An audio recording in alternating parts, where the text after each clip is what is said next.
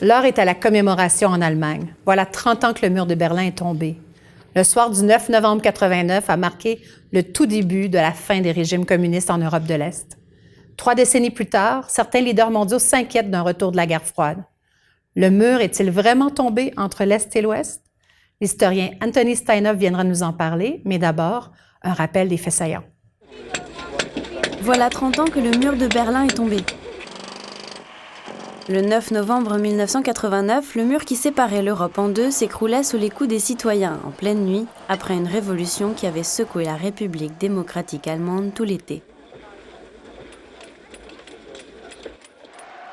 À la tête de l'URSS, Mikhaïl Gorbatchev entame dans les années 80 des réformes pour libéraliser l'économie, provoquant des attentes chez les Allemands de l'Est qui espèrent voir leurs dirigeants s'engager dans la même direction.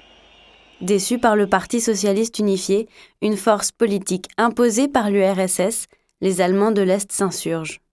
Après la chute du mur, c'est tout un processus de réunification qui s'amorce. Le projet est mené par les partis non socialistes de la RDA et les politiciens de l'Allemagne de l'Ouest. On est un peu plus jeune, donc on a un peu de peine à s'imaginer, mais après quand on voit les reportages, on se dit que vraiment c'est quelque chose à part, quoi. C'était vraiment quelque chose à part. Puis, on s'imagine un peu la vie des gens, enfin des deux côtés, quoi, qui était tout à fait différente, quoi. Wir können nicht sagen, wir können uns zurücklehnen, alles ist gut. Nein, man muss heute wieder, wenn man sich die Situation in der Welt anguckt, man muss sich wieder gemeinsam engagieren für Freiheit, für Pressefreiheit, Meinungsfreiheit, Religionsfreiheit, Gleichberechtigung und Gleichstellung in jeder Frage unseres Zusammenlebens.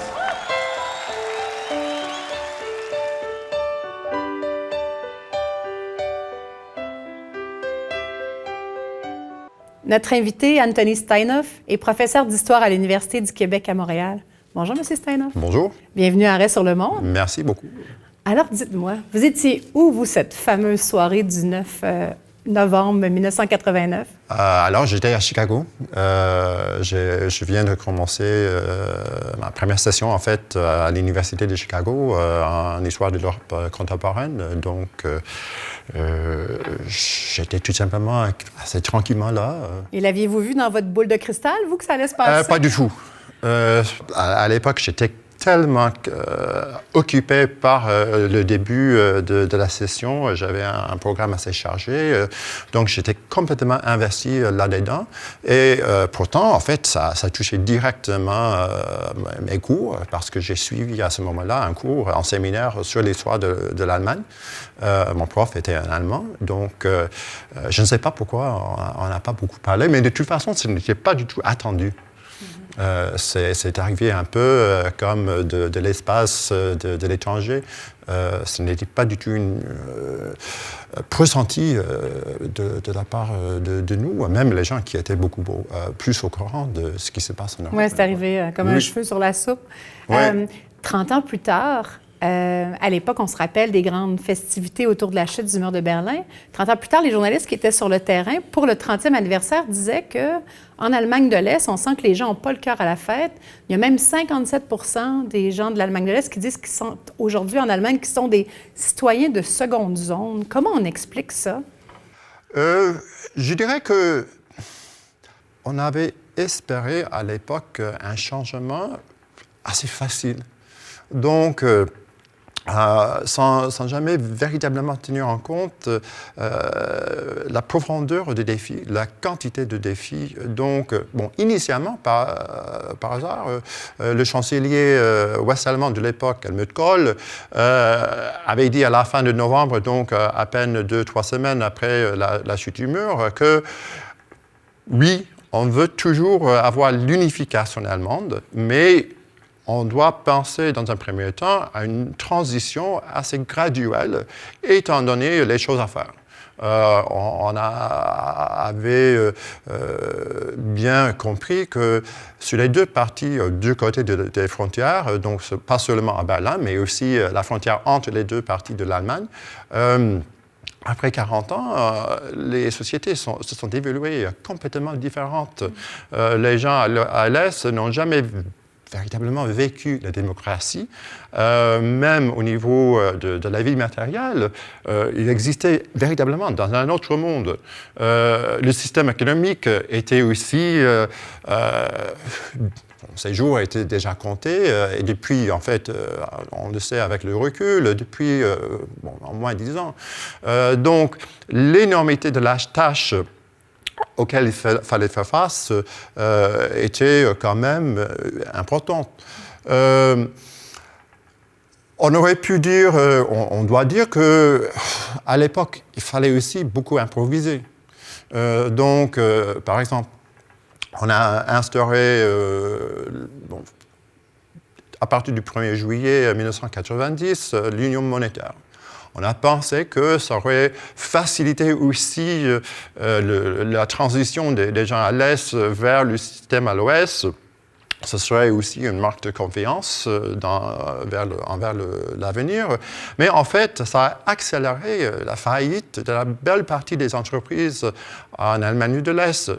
Et donc, ça a provoqué du chômage, pas seulement les gens qui faisaient partie du système allemand, donc dans le gouvernement, mais même là où on avait des travaux normaux, on a trouvé tout d'un coup qu'il n'y a plus de travail parce que les entreprises ne marchaient pas.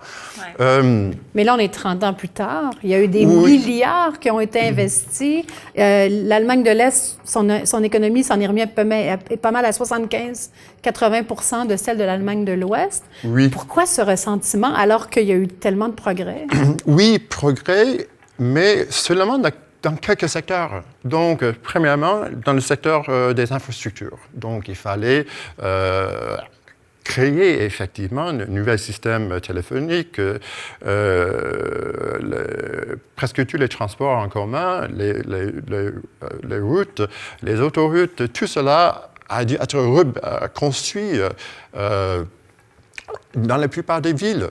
L'assainissement était déjà reporté à plusieurs reprises et donc à Berlin, à Greifswald, à Dresde, presque toutes ces villes avaient besoin des travaux urgents, criants pour justement pour que ça continue à exister. Mais sur le plan peut-être le plus important pour la grande partie des gens, l'économie, le travail, c'était trop tard. Parce qu'on a vécu presque exactement à ce moment la fin de l'âge industriel ou post-industriel. Et donc, la plupart des emplois qui existaient à l'Est étaient déjà marqués pour l'extinction. Ça a déjà commencé, c'était largement déjà accompli à l'Ouest. Donc, il n'y avait pas d'équivalent, il n'y avait pas d'autres emplois pour la plupart des gens qui ont perdu leurs travaux. Donc, on voit encore aujourd'hui un grand exode des gens de l'ancienne Allemagne de l'Est vers l'Ouest. Exactement. Mais quand on regarde la montée de l'extrême droite, on l'a vu récemment, il y a eu des élections cet automne et l'Alternative pour l'Allemagne a presque doublé et même triplé son soutien dans certaines villes. Est-ce qu'on lit ça à la condition économique ou il y a autre chose qui se passe? Parce que là, on a aussi parlé de l'arrivée des migrants, le million de migrants qui sont débarqués en Allemagne. Est-ce que c'est ça? Qu'est-ce qui fait que tout à coup, il y a cette cassure politique dans l'Allemagne? Alors, il y a des experts, des collègues plutôt politicologues qu'historiens qui disent en fait, pendant cette période de la RDA, il y avait un esprit nationaliste qui persiste. Qui n'était pas complètement effacé par le socialisme. Et donc, en fait, il y avait des aspects du discours socialiste, voire communiste de l'époque, qui, en fait, a soutenu cette idée. Donc, nous ne sommes pas coupables pour les crimes du régime nazi parce que nous sommes maintenant un régime socialiste, voire communiste. Donc, il y a certains genres d'exculpation qui existaient et une fois ce régime n'existe plus, la voie a été plus ou moins ouverte à retrouver, à réaménager un peu ce genre de sentiment. C'est ça, l'examen de conscience, lui, n'avait pas vraiment été fait. Parce que le même phénomène, on le voit en Hongrie, on le voit en Pologne et on le voit en Russie. Oui. Est-ce que c'est ça le nouveau rideau de fer, en fait? Je ne sais pas si on veut le voir directement de cette manière. je pense certainement, un des éléments qui relie tous ces pays est justement leurs expériences après la chute du rideau de fer, des problèmes avec les ajustements, avec la transition. L'essai de récupérer un passé qui pensait pour des raisons largement particulières, plus glorieux, de retrouver un certain esprit national dans un moment, on pourrait dire peut-être même post-national. Et donc, oui, en partie, c'est ça, mais si on voit, par exemple, la République tchèque ou même la Roumanie, on n'a pas exactement la même dynamique, donc c'est un peu difficile de généraliser tout cela pour toute l'Europe de l'Est, mais c'est quand même une expérience largement partagée. Donc, quand Antonio Guterres ou Mikhail Gorbatchev disent que c'est le retour de la guerre froide, il y a des signes du retour de la guerre froide, et Guterres dit même sans certaines précautions qu'on avait, notamment les traités nucléaires. Est-ce que vous pensez qu'ils exagèrent ou il y a quelque chose là, on doit s'inquiéter quand même un peu? Je dirais, c'est un peu hors de mon domaine, mais je dirais un peu comme observateur, c'est quand même un peu extrême. Mais peut-être je suis tout simplement un peu optimiste, mais ce qui en manque toujours, c'est le dynamique bipolaire qui existait à l'époque. Donc, même s'il y a des sentiments qui existent, qui sont similaires, en ce qui concerne surtout les États fédéraux de l'Est de l'Allemagne, ils ne sont pas maintenant des États isolés. Ils font quand même partie d'un tout un peu plus large, qui est la République fédérale. Et donc, il y a des manières de balancer un peu ces tendances. Mais ça arrive quand même au moment où on est en train de repenser le système politique. Donc l'AfD, en partie, c'est aussi une réponse à un mécontentement avec un système de parti qu'on trouve maintenant un peu dépassé. Oui, et on vous réinvitera quand ce sera le temps notamment de parler des prochaines élections allemandes qui vont être très importantes. Merci beaucoup d'avoir été avec nous aujourd'hui, M. Steinhoff. C'est plaisir.